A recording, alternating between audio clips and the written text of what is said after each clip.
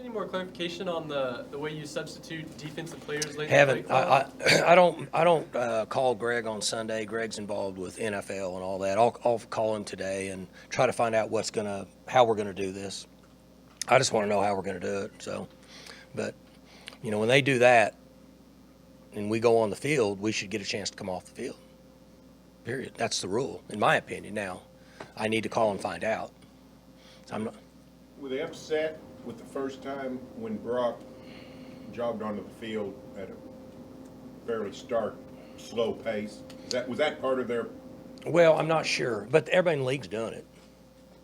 Tech was really good at it against us. I mean, really good at it, right? They were really good. I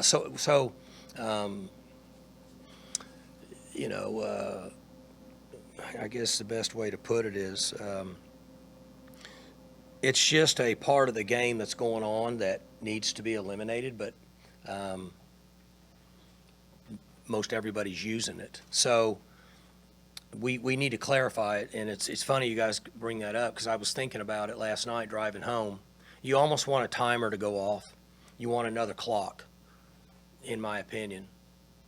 So when the rule says when somebody subs, then the guy in the back, he turns over and does this.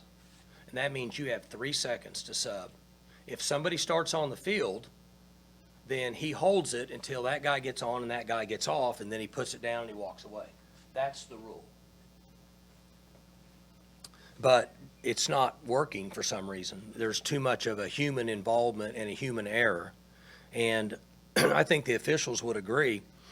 Everything that we can do to take the officials out of the game where human error cannot be a factor would be better.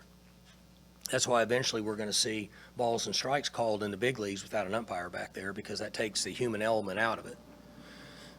So once he turns and does this, if we have a guy start to jog on, he should be able to walk away and there should be a clock go off, like the 40-second clock. You got 12 seconds to get, or 10 seconds, I don't care, whatever. You got to get that guy off the field, because when that clock goes to 0, the ball can be snapped and it's your fault. And then what that does is that takes away the human element of how fast you sub and how fast you don't sub.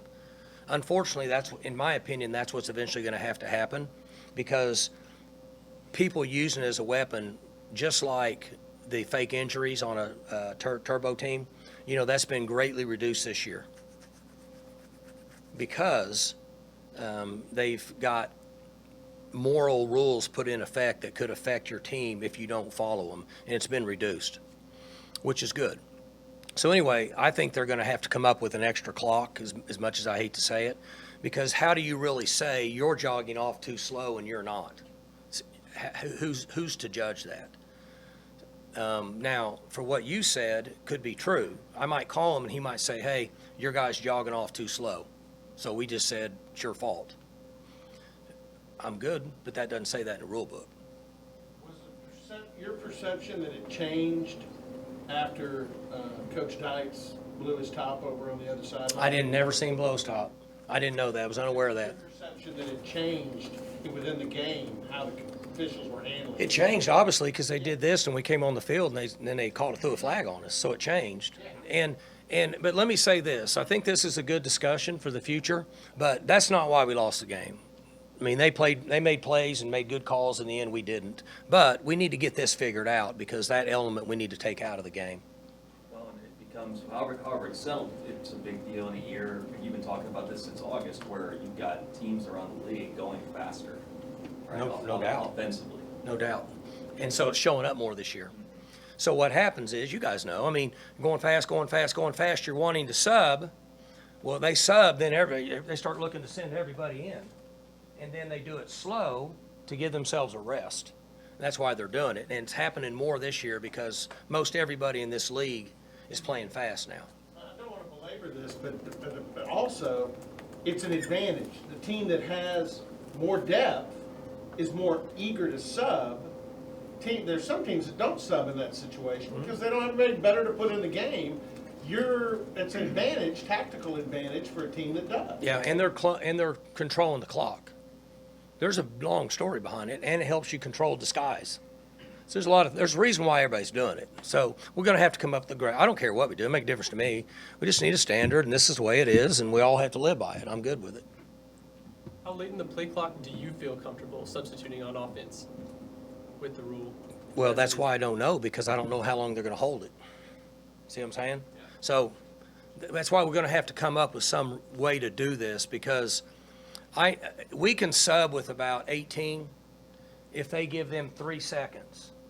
And then somebody comes on and somebody goes off, and then it should be like 8-ish, 7-ish, we're fine. But if they wait longer, or if they let them bring a guy and then another guy comes out 3 seconds later, that's a problem. So we just need some sort of consistency. It's nobody's fault, but we need, in my opinion, some consistency, and that way that part's taken out of the game. For more information, you can visit tulsaworld.com.